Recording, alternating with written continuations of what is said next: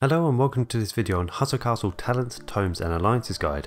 We will be covering what they are, where to get them, and if they're even any good. I'll also be throwing in some tips along the way to help you out with the most that I can, and as usual if you have any questions by the end of the video, make sure you leave a comment down below and I will get back to you. Just very quickly, I will be announcing the pet giveaway winner at the end of the video. It will be at this time if you want to skip ahead, or you can watch the video first, that is totally up to you.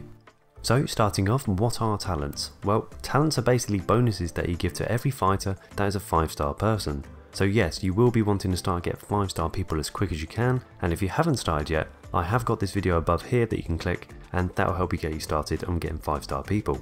Talents can only be used on the correct type of fighter, so if your talent is on a mage, then that person needs to have a mage weapon to make it work. So that's where things can start to get a bit complicated and annoying, but I've got some tips for that later.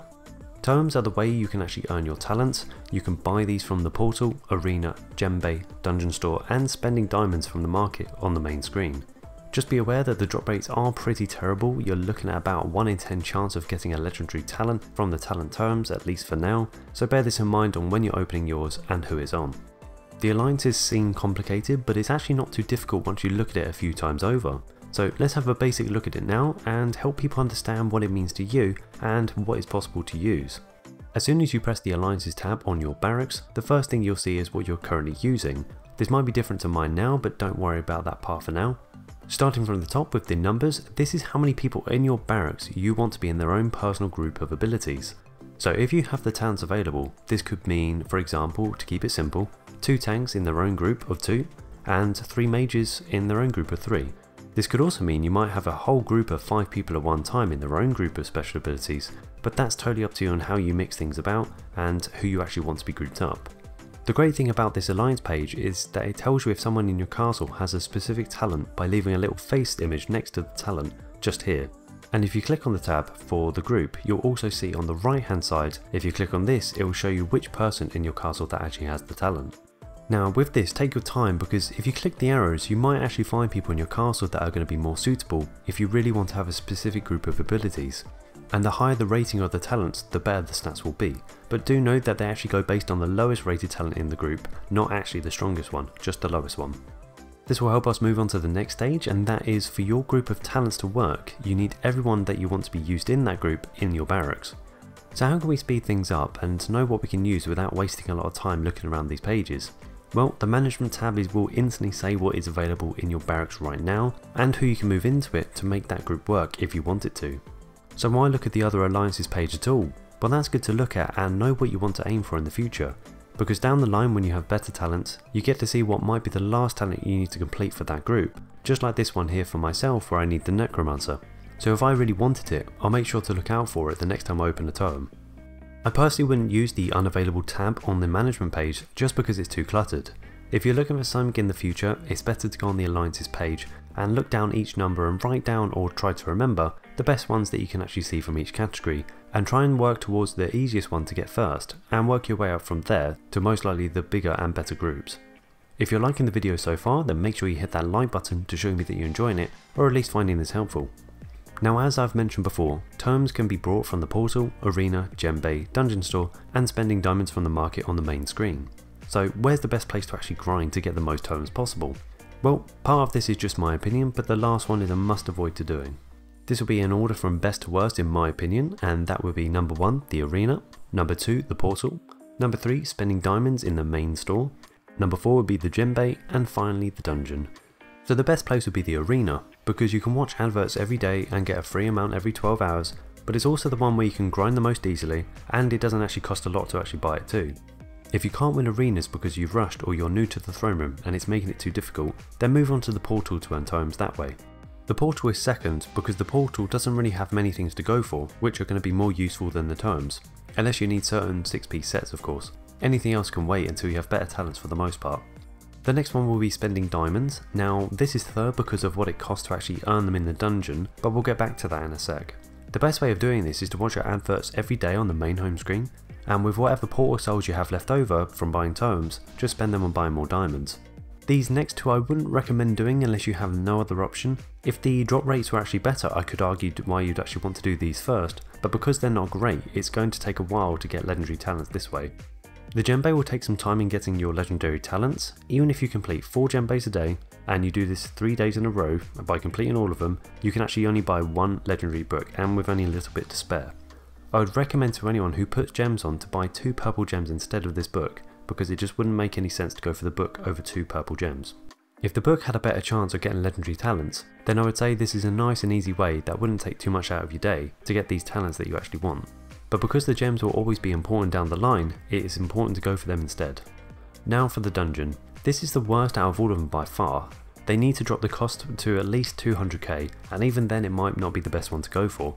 It will cost you 545k ether, which is just crazy. For that price you can get 900k points into a specific tree, which will do much more for you and actually benefit your team that way than getting a book which has a low chance of getting a good talent. It will take a really long time to earn this as well. Even with double ether and doing a boss dungeon, you may make between 30 to 40k, and that's a best case scenario. And if you have double ether for all the dungeons that you actually do, then you're probably spending diamonds anyway, so that makes this even worse if you're spending it for the actual term instead of actually just normal points. So what should you know about it when you're opening these terms? Well, when you put them on, it can't be swapped with anyone else after, as in the talent itself. So the best thing you can do is train 2 people up to level 100 or whatever your fighter level is, and who aren't actually in your squad. Then open the terms on them. If you get a good talent, then all you need to do is swap the items over to whoever you want them on. You might be thinking, why not just do this on someone in your barracks? Well, that causes some problems. For example, let's say you do this and you open it on a tank. Well, you might get a mage talent, not a problem, just swap it with a mage and you're done, right? Well, if the mage that you're swapping with doesn't have a tank talent, then you might not be that much better off, because you won't have a talent for the tank, and this could screw over your alliances by being a man down, and if not worse if you keep doing it this way.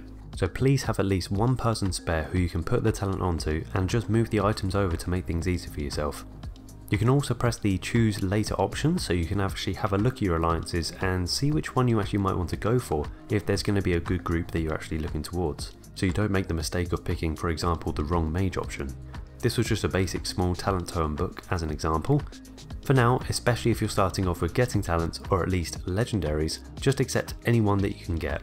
They're all pretty good and hard to come by, so even if it's not the one you wanted, just accept it for now until most of your team are filled up with legendaries, or at least purples, and then from there you can actually be a little bit more specific after that. For myself, I've been waiting to do this video before I can get my team ready to show you some examples along the way. So if I was to rank talents of importance compared to other items in the game, I would put it like this. Number 1 is going to be runes are going to be the most important to get. Number 2 would actually be the talents. Number 3 would be the event items, 4 arena items, and 5 artifacts. And just quickly, when I say artifacts, I mean the ones that you can buy from the arena. The artifacts from events would be under the event items in 3rd place. I would say talents, or at least purple talents and above, can really make a big impact on your squad, and in a good way. I avoided it myself to start with because I didn't think it'd be that big of a deal, but after fighting good teams with them, I can actually see the great potential they have. Just before we get onto the pet giveaway, I know I've covered a lot of information here, so if you have any questions on the alliances or talents, then make sure you leave a comment below and I'll do my best to answer you, and make sure you get subscribed to see more videos like this in the future if you ever need the help. So onto the pet giveaway. This is my first time doing this for you guys. I do have a diamond giveaway each week, which you can check in the description if you wanted to join those as well, but let's find out who the winner is. I am planning on doing another pet giveaway before the end of the year, but if you wanted to see monthly pet giveaways, then here's how you can help that happen. I do have a Patreon page which is there for people to help this channel grow and continue, and I have a target of £5 for me to start doing pet giveaways monthly. So if you simply choose the £1 option, it would only take 5 people in total to get this started, and everyone that enters these giveaways has a chance of winning the 9.49 Octopussy, so it's going to be totally worth it. So you can check that in the top right now and in the description or at the end of the video to help make this happen if you want it to. So let's find out the winner by heading over to the Gleam and let that pick a random winner. The first person you see might not be eligible if they didn't leave their ID correctly, so you still might have a chance of winning even if I show the first person. What I'll do is I'll check their ID once I can actually see who the winner is, but I won't be showing you their ID just in case if they wanted it private. You can always go check out their clan if you wanted to make sure that they actually receive the prize, if you wanted to. So the potential winner of this peg giveaway is, let's have a little look, draw the winner using the Gleam. So again, it's all random, there's only going to be one person, so I don't need to tick the allow repeated winners. And let's have a look. So again, I have to check the gamer ID, but this could be you being the winner. Right, so we have got Paul as the winner. Now what I'm going to do is just quickly check their gamer ID and make sure that's all correct. Right, so that was correct, so Paul is going to be the official winner of this first pet giveaway. Again, if you want to see more pet giveaways in the future, head to the Patreon page and make sure that you get to that £5 target. But we haven't actually finished with this one. We need to see which pet Paul is getting. So we're going to be using the weird names, and we've got obviously the Octopussy, the Labrador, the Beagle and the Fluffy Cat. So what I'm going to do is press a click spin, and then it's going to pick a pet for you. So here we go. Just to make sure it's completely random and I'm not cheating, and you have got the, funny enough, the Beagle that's on the thumbnail. Well, there you go. So yep, you have got the Beagle, and I will send that to yourself right now. So we can just close that down now. Now what I'm going to do is, yes, find Paul on Hustle Castle, so bear with me, and then we'll be sending the pet to him and you'll be seeing that. Right, so this is Paul's account, the one with the ID that he sent me, so you can go check this clan out or himself if you want to see if he actually got the prize, but obviously I'm going to be showing you right now that I'm giving it. So, because you won the Beagle, that is the prize that I'm going to be giving you. So, let's find the Beagle. Now, I'm going to leave a little message, just in case if anybody else wanted to see it and comes across it. Basically says, well done for winning the pet giveaway #1 on my channel, Slayer9009. So, we can send, it might just send Slayer9009, I'm not too sure. But here we go, let me just buy this for you now, and then we'll skip to the bit where it's giving it to you. Right, and there we go, so that should be sending it, or do I have it? Right, so I've got it now, so I can now give it to you. There we go, give it to your person, and there you go. So it is now on your account. So thank you for everyone for joining the pet giveaway, and well done to the winner for this one. Again, check out my Patreon page if you want to see monthly pet giveaways, and leave a like if you enjoyed the video, or the fact that I do pet giveaways. And thank you for watching.